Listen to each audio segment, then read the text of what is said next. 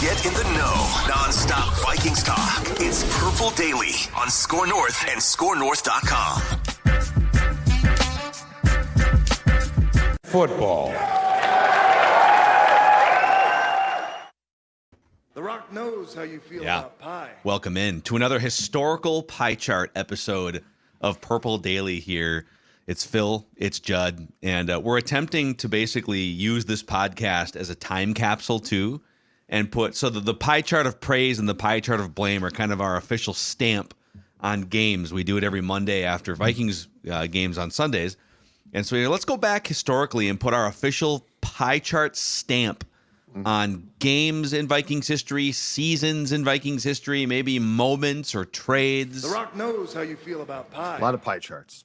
Yes. A lot of pie charts. Slinging pie around here. By the way, you can find on our YouTube channel, you can find everything we do on Apple, Spotify, ScoreNorth.com, and the app. But also, we catalog all of our historical content, like these pie charts, in a playlist on the Purple Daily YouTube channel. So you can find these in the, I think it's called is it called the Vault or Purple Daily Rewind? You'll see it on the Purple Daily homepage. But I am the chef for this episode.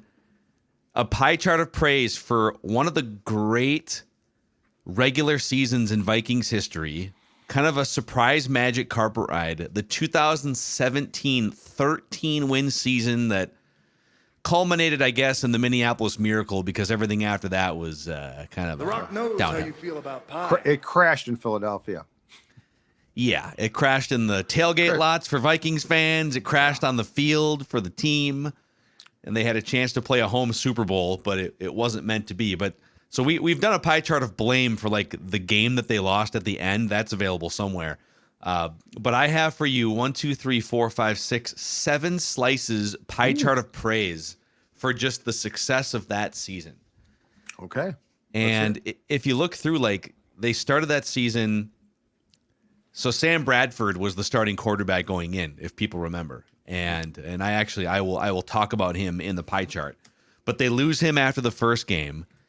They wind up kind of just like the first month of the season. They win their first game against New Orleans, and they lose with Keenum playing against the Steelers. They come back, they beat the Buccaneers, they lose to the Lions. It was kind of a back and forth thing. And Bradford tried to give it a go again at Chicago, and it was like, you watched him, he could barely move. It wasn't safe really for him to be out there.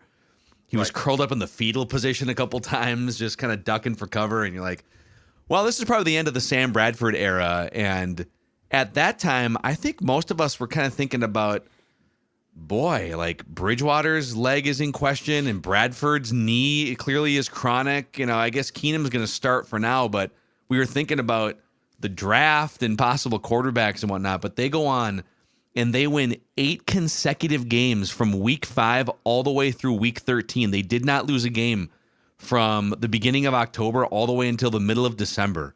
And they wind up finishing 13-3 with the best defense in the NFL.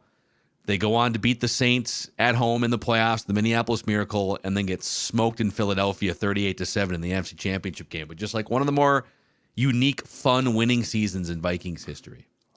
Yeah, I think the thing that stands out among the biggest things now in retrospect is, and we talked about this at the time, but it just became so clear, is how much Mike Zimmer didn't trust Case Keenum, despite what was going on, which was Case Keenum was having this marvelous pop-up year, could not have done more, but Mike had this whole thing throughout the course of that year where he would go to, go to his post-game press conferences and say things like, well, he's got a horseshoe up his behind and things like that. And I don't know that Mike, the defense was really good, and that was his pride and joy. So he definitely enjoyed that. But I don't know that he ever truly appreciated or enjoyed offensively just what that team did. I also think in retrospect that is one of the greatest seasons for an offensive coordinator with this franchise I've ever seen. Pat Shurmur was phenomenal.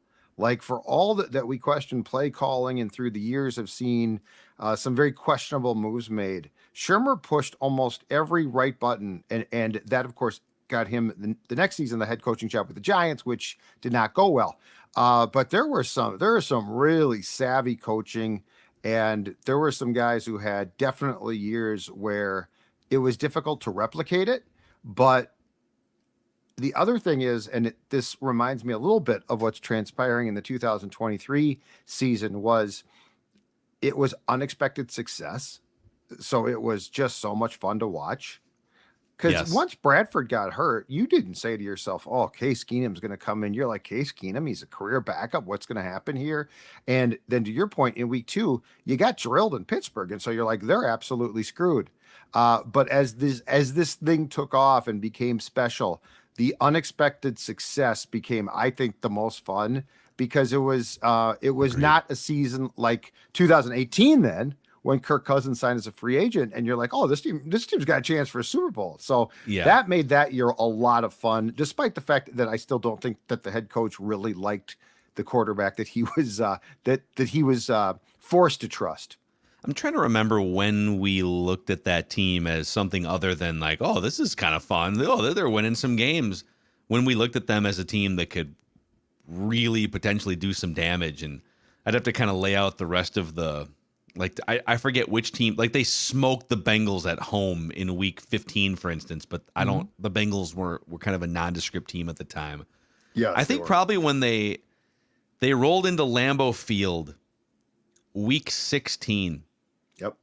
And I guess Brett Hundley was the starting quarterback there. Maybe, you know what, it might have been like the first real warning shot was probably when they beat the Packers at home to go to 4-2, because that was the game where Anthony Barr hit Aaron Rodgers, right, and knocked him out with the collarbone. So that was like, a handful of games into Case Keenum starting. They did the false start thing in Chicago the week before, where Bradford tried to give it a go. It was very clear after that game, going into the Green Bay game at home, Case Keenum's the starting quarterback. What can this team do? And they wind up beating the Packers, but then they went back into Lambeau Field. Brett Hundley was the quarterback at the time, toward the end of December, and they shut the Packers out 16-0. And before that game, they held the Bengals to 7. 2 games before that, they held the Falcons and Matt Ryan to 9 points. And they held a pretty good, I think that was the year that Sean McVay took over the Rams. I'm just looking here. Yeah, that was the Sean McVay Rams. That was a really good Rams team, on the ascend. Jared Goff was totally flustered. Yep, and they beat 24-7. They beat that Rams team. So you could see, like, in November and December, you're like, God, this defense. These are single-digit performances by this defense. And yeah, they had 4 single-digit performances, including a shutout in the last 2 months. They held the Bears to 10 points in Week 17, and so you kind of felt like this defense is for real. You mentioned Pat Shurmur, and then I'll get to my pie chart. Just a fun, quick aside here. He's only 58 years old. Feels like he's older. He's been around longer. Do you know what? So we're recording this in 2023. Do you know what he's doing right now? Yes, he was just promoted to the OC for Deion Sanders' Colorado Buffaloes after they blew out their OC, because the OC always takes the fall. It's hilarious. So Pat Shurmur rocking the Colorado Buffaloes offensive coordinator job. So, all right, let's start with slice number 1 of The Rock knows how you feel about pie. the pie chart of historical praise here for the 2017 Vikings. I'm going to give 2% to Sam Bradford, because his performance in week 1 against the Saints was the best quarterback performance of the season for the Vikings. He went 27 of 32 in that game, 84% completion, almost 400 yards in the air, 3 touchdowns, no interceptions. Legitimately one of the great performances in Vikings history, like a one-game quarterback performance. But the knee was he's already sort of eroding, and he came out of that game with a lot of knee pain. And turned out to be that was the last full game he would ever play as a Viking. 27 of 32 for 400 yards, 3 touchdowns, no picks, 1-0, beat the Saints, and sort of set the tone for the season. As I recall, too, we didn't even know that he was hurt. It sort of came out of nowhere. I think it was the next Wednesday when the injury report was listed. He popped up on it, and we're like, well, what happened? And so it was this thing that came on quickly as far as what the public found out. But yeah, and I also believe that Saints game was a Monday night game. was a prime time game, and that was an impressive performance. And coming out of the Saints game, you actually had a lot of confidence because obviously they had acquired Bradford at the 11th hour the previous year to replace Teddy when Teddy broke his leg. And so now it's like, oh, and the off season before 17, I think, is when Zimmer flew down to Bradford's hometown, and like they went out to dinner, and Mike was trying to cultivate a relationship, believe it or not, with a quarterback. And so that performance, you're like, oh, this is clicking. It's great. Yeah, Zimmer's got his guy. Yep. Zimmer, yeah, he's fallen in love again. You know, Teddy can't play, and now it's going to be Bradford. And I always hypothesized that I wonder if Mike was sort of pissed off that he had put that much time into another quarterback who let him down and basically said, from then on, I'm done with quarterbacks. Yeah, I don't want to get too close. I don't want to get hurt. I've tried this before, so I don't like Case, and I ain't going to like the guy they're going to sign either in Kirk Cousins. Yeah, so Sam Bradford comes in, lights it up first week of the season, sets the tone. All right, he's got weapons. He's using them, so he's going to get 2%. I don't want him to be the forgotten man for that 2017 season. Okay. 8% slice of pie to New Orleans Saints defender Marcus Williams. Because if Marcus had not inexplicably dove at the feet of Stephon Diggs on that Minneapolis Miracle play, I don't think that season is remembered nearly as fondly, obviously. Like, they still win 13 games, but they just get bounced in their first playoff game, and it's another. I mean, it wound up still being a disappointment, but you know, for that play to sort of stamp that season, you put it on the shelf in Vikings history, as opposed to they blew a 20-point lead. Stephon Diggs caught a pass, got shoved out of bounds by Marcus Williams, and they tried to kick a long field goal and missed or something, right? Which is what should have happened. And the meltdown by the Vikings in the second half of that game, after dominating the first half, was a huge story. Mm-hmm. And Breeze came back and was absolutely fantastic. But yes, that is one of the most inexplicable plays. I don't care if the guy was in his 15th year or a rookie. It's one of the most inexplicable plays I have seen ever. And what would have been interesting is, as I recall, if Marcus Williams had made the tackle, okay, we also would have talked about how can you not design a play to get out of bounds quicker? Yeah, because it was headed kind of out of bounds, but he could have kept him in the field of play. Yeah, with a tackle, as I recall. And the funniest thing was, in retrospect, after that play and after that game, the talk was that a lot of guys were like, "You got to get out of bounds." And then they realized the guy had fallen, and there was nothing between Stephon Diggs and the end zone. Dude, I remember because you were at the game, and because you were covering it at the time. It was 1500 ESPN radio, and you and I were doing a 4-hour radio show together. But I was hosting Vikings Vent Line on the radio at the time with the superstar Mike Morris, former Vikings long snapper, and we were set to go live. You know, we're like right when the game ends, we're about to fire it and go live, and I think we wound up actually firing it as Diggs was running into the end zone, and so you kind of caught us celebrating. But we both said the same thing. He catches it. We're both yelling, "Get out of bounds! Get out of bounds!" And as you're yelling it, you're like, "Oh my God!" There's nothing there. Because on the TV, you can't see, you thought there was maybe a defender back there or something. Like, what is he doing? They're going to run out of time. But they were down by 1 with 14 seconds left. It was a 2nd and 10 from the Vikings 39-yard line. And Keenum threw a short pass to Jerick McKinnon that was incomplete, which I think if he completes it, I think they might have been screwed. I can't remember if they had a timeout left there. They did not have a timeout left, because otherwise Diggs would have probably I think we wouldn't have been yelling it out of bounds if they had a timeout left. Right. And so now there's 10 seconds left. It's 3rd and 10. Again, they're at the Vikings 39. Blair Walsh was still the kicker, or was Kai Forbath, actually. Kai Forbath, because he nailed a 53-yarder a minute earlier. Yep. But his range, 53 was kind of the edge of his range, so you really had to get 25 yards on a completion to give him a shot. And all they had to do was sort of either they could have tackled him, or they could have shoved him backwards out of bounds and the clock would have rolled. But anyways, if Marcus Williams doesn't make a dumb play, then that play does not happen. So yes. 8%. It's well earned. Yes, very well earned. I'm going to give 10% to Adam Thielen. That was the time period where he had sort of emerged as one of the top 10 wide receivers in the NFL. Mm-hmm. You know, he wound up at that time. I think people looked at Stephon Diggs and said, boy, at some point he's going to be a star. But Adam Thielen was the real number one receiver on that team.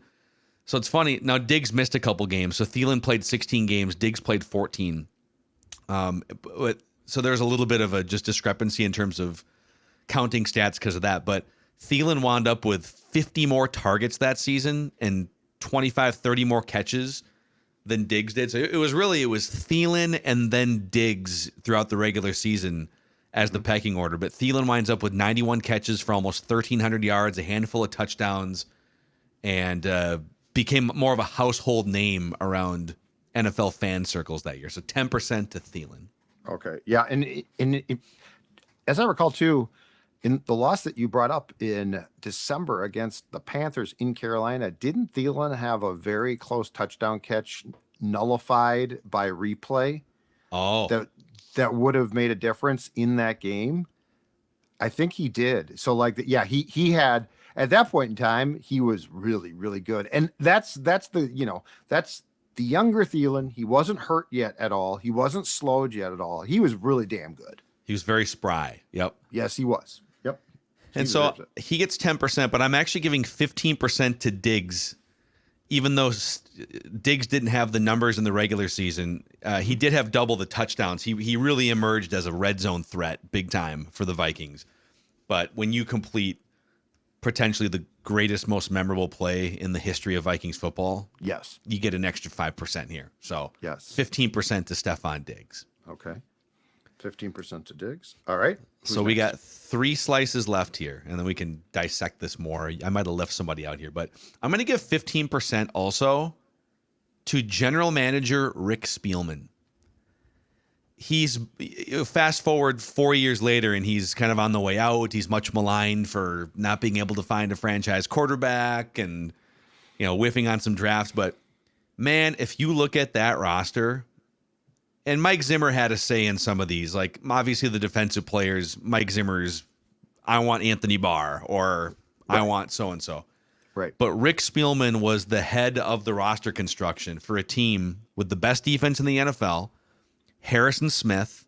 These are draft picks, by the way. Harrison Smith, Everson Griffin, Anderson Dejo. Was he a drafted player? Or did they pick him up from somebody else? They might have picked him up. Okay. I'll find it. But they found Anderson Dejo was excellent on that team.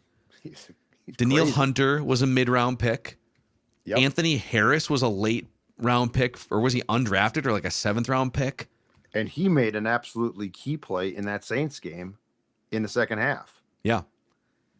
Xavier Rhodes, obviously one of the best cornerbacks in the NFL around that time period. Eric Kendricks. Trey Waynes was a rock-solid starting cornerback. Anthony Barr. So just like up and down. And even the free agent signings like Linval Joseph was an excellent piece to that defense. And then offensive side of the ball, Stephon Diggs, to go out, swing a trade for Sam Bradford. He was really, really good to make sure Case Keenum is the backup quarterback. That was super impressive, actually. Yeah. Roster construction of Rick Spielman putting that team together was kind of his best work, I would say. Yeah, and so part of the defensive guys that you just went through, part of them were Zimmer type draft picks, like Mike had a hand, and I think Linval Joseph might have been the first free agent, first big free agent that the Vikings signed with Mike.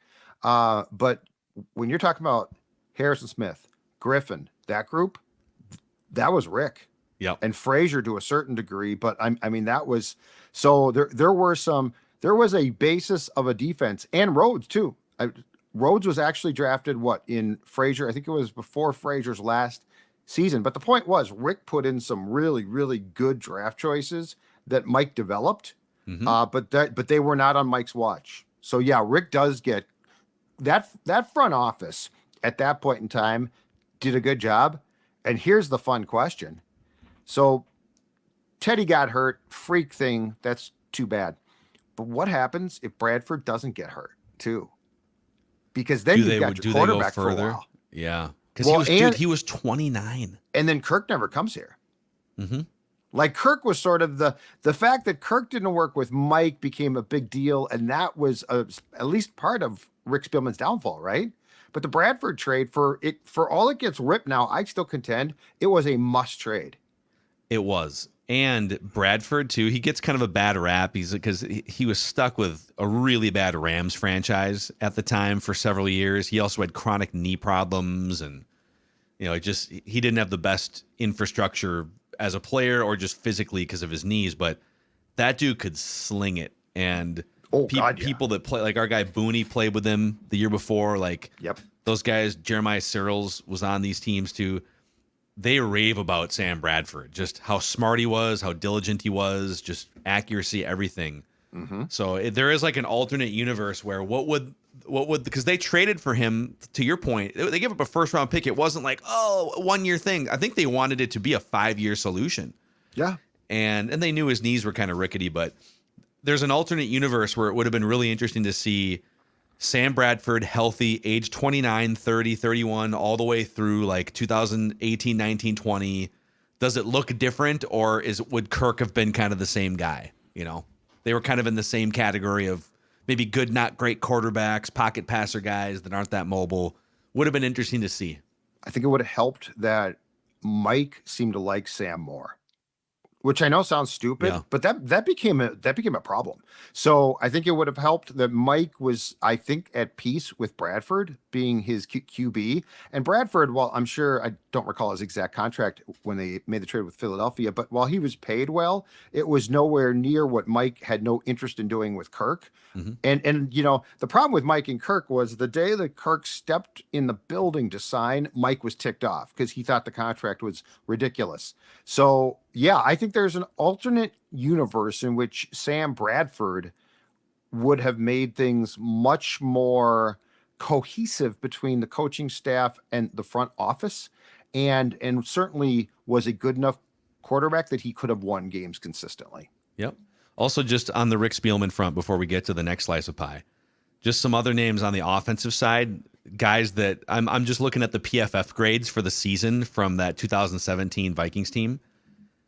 The number one graded player on offense was blocking tight end David Morgan, who was a 6th round pick by Rick Spielman. Interesting. He was just a great run blocking tight end. Mm-hmm. You also had in the top handful of players, you had Jerick McKinnon was one of the highest graded players. That was a 3rd round pick, and he wound up like catching 50 passes too that year. Yes. You had Mike Remmers as just a rock solid offensive lineman free agent signing came in, and then Latavius Murray as the backup wound up being the full-time starter when Dalvin Cook got hurt. Depth, roster building.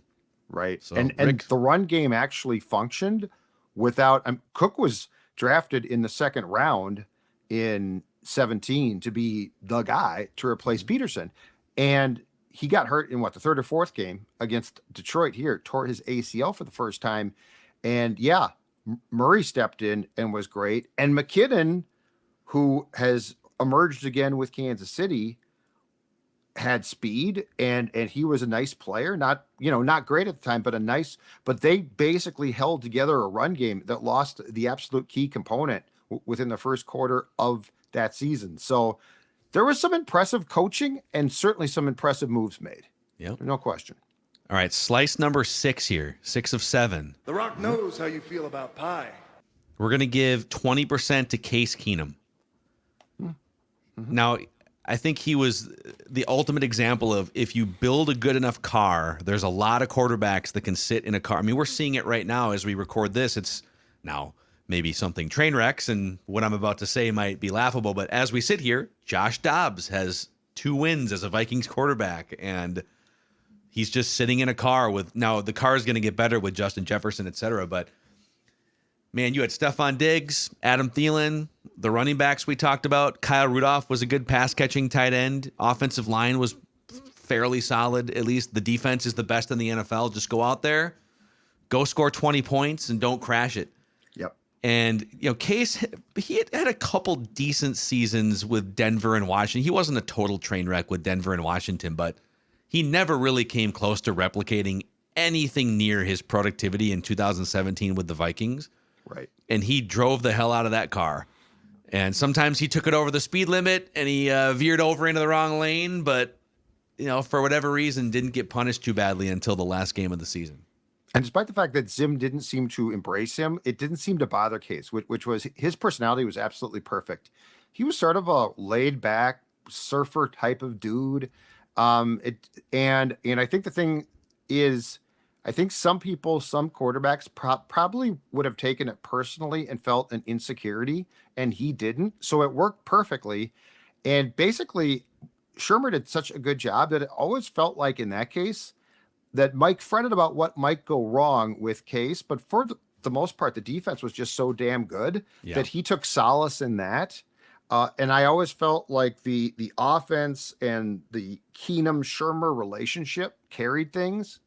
And so there was not this, it could have turned frosty, and certainly Keenum could have become insecure about his status. I never remember seeing that. And if I'm correct on this, Mike trusted Case, or he thought it was luck, so much that he never, on Wednesdays, which is the traditional day the quarterback talks, if you recall, he never allowed him to go to the podium.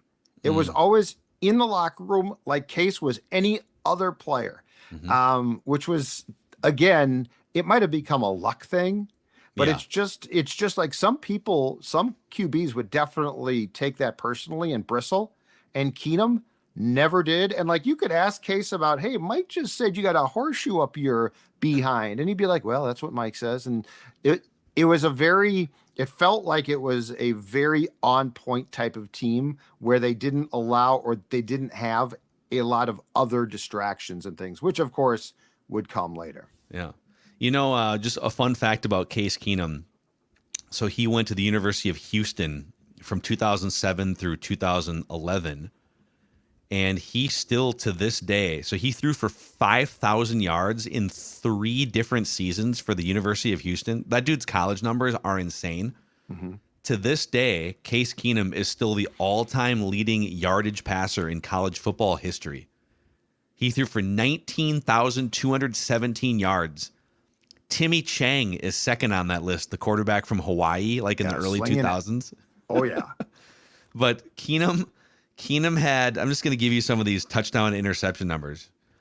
He threw the ball 700 times in 2009 for 5,671 yards, 44 touchdowns, and 15 interceptions. Just slinging it, man, all over the lot. Wide open.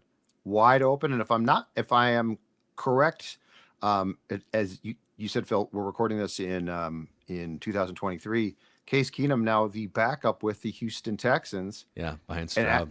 And is a mentor for Stroud. So good for him. Great. And then that brings me to the final slice of pie here. Pie chart of praise. 2017 Vikings. Mike Zimmer. This was Mike Zimmer's masterpiece. That dude was probably 58, 59, like late 50s at the time. Close to 60 years old. Had been in football for over 2/3 of his life. And the 2017 and defense was his life's interest. And that 2017 Vikings team was one of the best defenses in franchise history. It was the best scoring defense in the NFL, 15 points per game allowed. And I just looked it up too. 7 games of 10 points allowed or fewer.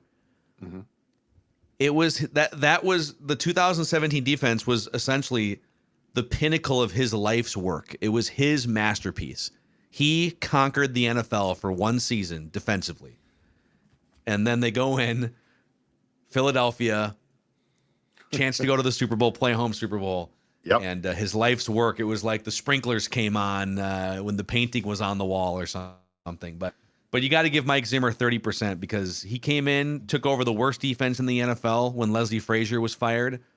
2014, 15, 16, he ramped this thing up, and they never could quite match what they did in 2017 defensively or as an overall team. But it was that I think he would say that was the year of football that he's probably the most proud of, unless he wants to go back to like being a position coach with a Cowboys team in the mid 90s. I think he would point to 2017. I agree completely. Yeah, he was 61 at the time, and it was also the perfect confluence at that point in time where I feel like quarterback play was extremely important, and it has been for a long period of time. But it's become, I think, the last 5 years or so where the rules are even tighter, where defenses, I mean, Xavier Rhodes probably got away with a lot of things that I don't know that he would now, and it started to catch up to him as time progressed as well, right? And so it was sort of like the perfect timing. And the window, if you look at that team, the window with what they did, and they did have to overcome adversity and some obstacles, was really open probably 2016, 17, and 18 in a big way. Mm-hmm. And 17's the year that things also went right, despite the fact that Sam got hurt and it looked like things might go off the tracks. They certainly did not. And 17, though, was like the year where you said, okay, things are going right. And I think what was probably especially frustrating to them was they went into Philadelphia and Keenum hits Rudolph for a touchdown and they take that lead. And you're like, oh my God, this might be for real. And then, of course, just got curb stomped after that. But yeah, that was the year, I think, where a lot came together. And I think another thing was because Pat Shurmur was so good. You know, he was a great coordinator. He was fantastic. And after that, because it was Pat that replaced Norv Turner when Norv quit. And then Pat got the Giants job, and DiFilippo, who was the quarterback's coach for that Eagles team, got the Vikings OC job, didn't even survive 2018. And we started to sort of cycle through things, didn't go as well. But yeah, he had Mike. I would say after 2017, Mike had to be considered easily a top 10 coach in the entire league. Yeah. And he might have been higher than that. Yeah. You know, Pat Shurmur too, real quick. Now, who knows? He might just wind up, he just maybe wasn't head coaching material at the end of the day. Yeah. But he's a classic example of be a little careful with the head coaching jobs you choose, because like he chose and of course you're offered your first head coaching job 2011. He's 46 years old. You're going to say yes, but the Browns in 2011, no chance. Yep. And then he takes that Giants job in 2018, and I believe that was like the very end of the Eli Manning. Eli was just couldn't move anywhere. And then they draft Daniel Jones for that 2019 season, coach killer. So I'm curious to see, because I think Pat Shurmur was a leader. Clearly, he's a great communicator and a play caller and everything. You know, if he had taken a different job with a more established quarterback, would he have been a better head coach? But yeah, he'll probably never get another shot because he's 0 for 2 at this point. Right. And I don't remember him being the one thing that would be a difference, because he was a great football mind. The difference between him and a guy like O'Connell was I don't remember him being boisterous. And like O'Connell loves to talk and he's great in front of the team and he can own a room. Guys like Shurmur didn't. And I'm not saying that's the be all end all, but it is important. Yeah. The other thing that we didn't bring up, though, that was sort of the beginning of the end and caused some problems for that team in particular, was to go back to that late season game in Green Bay that you talked about. If you remember, that's the game where Nick Easton, who was a starting guard, and that offensive line was pretty good, pretty stout. I think he cracked his ankle in that game. And the Vikings, and I'll never understand this, the Vikings sort of freaked out and they moved Remmers from right tackle, where he was serviceable, to like left guard, where he was just a train wreck. And I remember asking, he had never played left guard in his life. And so they moved the components of that line around. And I never understood why they moved so much around. And Easton was a pretty good player, like not a household name or something, but he was a pretty athletic player, and could do what they needed done consistently.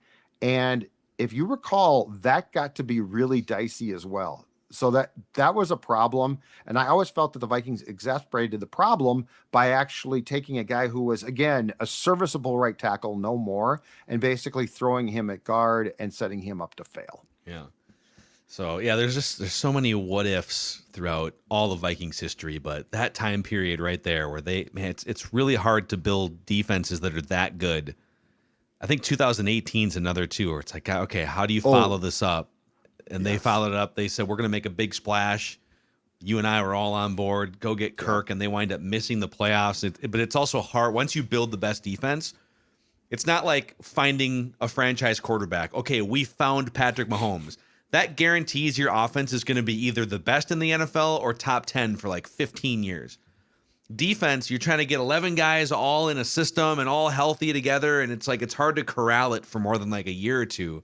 Yep. And once 2018 turned to 2019, it's like the defense was going to naturally erode, and they kind of missed their window. But that 2017 season was one of the more fun ones in our lifetimes, watching the Vikings. So here's the pie chart. This is it. This is going down in history here because we've done it. Historical pie chart. It's in that time capsule. Bury it. Dig it up later. 30% to Mike Zimmer for his life's work, his masterpiece. 20% to Case Keenum. 15% to the roster building of Rick Spielman. 15% to the wizardry of Stephon Diggs scoring the most famous play in Vikings history. 10% to Adam Thielen. 8% to Saints defender Marcus Williams for melting down. And 2% to Sam Bradford. The Rock knows how you feel about pie. There it is. Very, very fair. The one thing about that season that I will say is I think that was one of the most fun seasons to cover and watch too, because despite being embarrassed in the conference championship game, that season was the definition of unexpected success. Like 98, the loss was crushing to the Falcons because you're like, this team is going to the Super Bowl and all season long has done nothing but kick ass. 2009, right? Brett Favre. So again, great team. And you're like, this team has such an opportunity here. In retrospect, there was definitely an opportunity missed in 17. But I think when you have a backup quarterback, and I know that you can make the comparison that Cunningham, who came in 97 and then took over for an injured Brad Johnson, similarly, after Brad got hurt in game one in 98, but Randall Cunningham was a known commodity, right? Like he was a known name, and it's sort of like, oh, he's got it back now. Case Keenum was an unknown. Yeah. And so I think people was fun because of that. We saw some of Case in Houston, and it wasn't pretty. It was kind of with Cunningham, it was like, oh, dude, this is one of the best quarterbacks in the league like 7 years ago. Yeah. Yep. So I always thought that the season that we just recapped was a lot of fun, despite the horrific loss, because one, it was unexpected success, and two, as bad as the meltdown in the second half against the Saints was, the ending was almost worth it to get that ending. Yep. Hey, if you guys have other ideas for topics, games, moments, trades, plays, whatever it is that you think we should slap a historical pie chart of blame or praise on. The Rock knows how you feel about pie. In Vikings history, let us know. Purple Daily is daily Vikings entertainment, where we just want the Vikings to win a Super Bowl before we die.